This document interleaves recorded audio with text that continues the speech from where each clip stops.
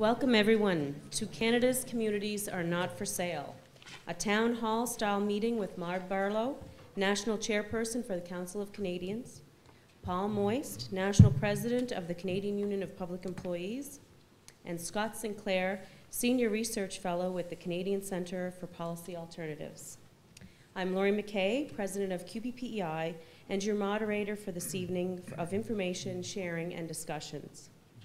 We have a large section and variety of people here, and we welcome everyone, and including some politicians, and we're glad to see you in the room.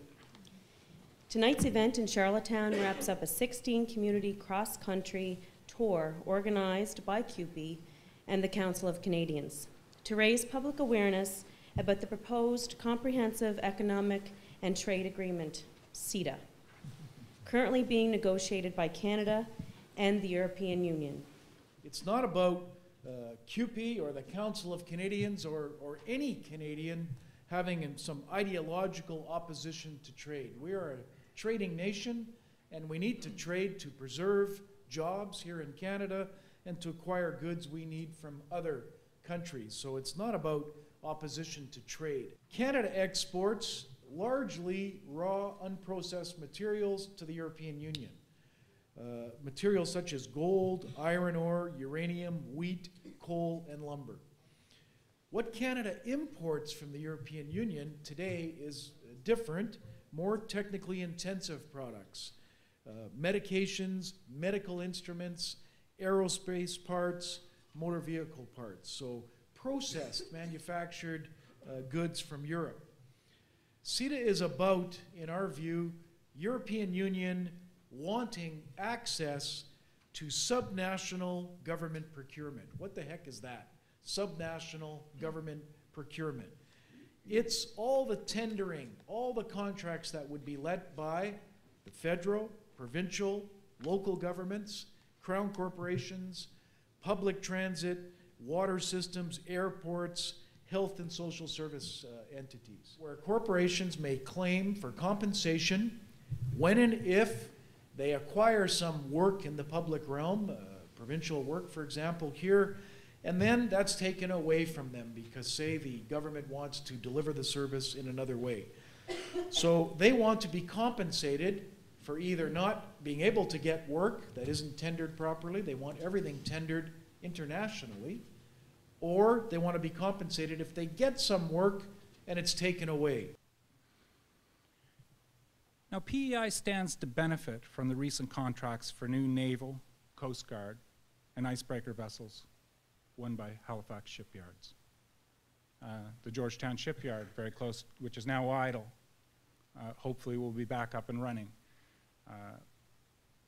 soon, certainly within a year or two. Now, those shipbuilding contracts were restricted to Canadian suppliers and assessed on the basis of local benefits. Without such conditions, those ships could easily have been built in South Korea or Norway. When making purchases on behalf of the public, it is economically rational, it is sensible for governments to consider and to encourage local spin-offs. They have to look at taxes paid, wages, training for workers, and other local benefits. Public purchasers are not like private purchasers. And this approach results in the best value for public money. It's full cost accounting.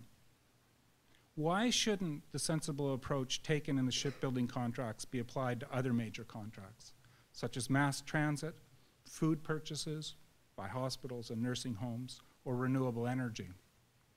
Our supply management system is under threat as never before, and not just from the CETA. It is very likely to be eroded in the CETA and other ongoing negotiations, such as the Trans-Pacific Partnership, which Canada just joined within the last couple of weeks, threaten its continued survival. The Harper government's heavy-handed actions against the Canadian Wheat Board, overriding the wishes of a majority of grain farmers who support keeping it as the single desk seller of Canadian wheat and barley, demonstrate that islanders and other rural Canadians need to rally to defend supply management. This is, in my opinion, the most right-wing government we've ever had in this country.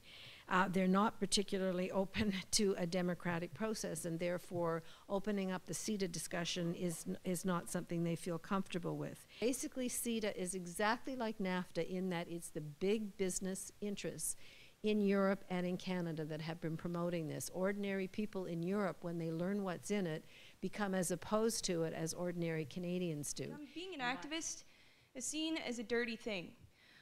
When you stand up and look in the face of the people that are oppressing you and tell them that you don't agree with what they're doing and you have well-researched reasons for doing so, they get very angry. How do we stop making citizen engagement a dirty thing? Your question about being an activist and being proud of it, just damn right, you know. My mother, the first time I ever took a public stand on something, it was a long time ago now, and then somebody criticized me in the Globe and Mail of all places. And I was at my mom's house for Sunday dinner, and I was feeling quite sorry for myself. And she said, "You cut that out." She said, "Serious people have serious enemies." And it stayed with me. And particularly as a woman, not as much as it used to be, but we are raised to be nice, and we are raised to please, and it's sometimes hard to take a stand and know that when you do so, it's all going to come down on your head, and you're going to, you know, but it's better to be respected than liked.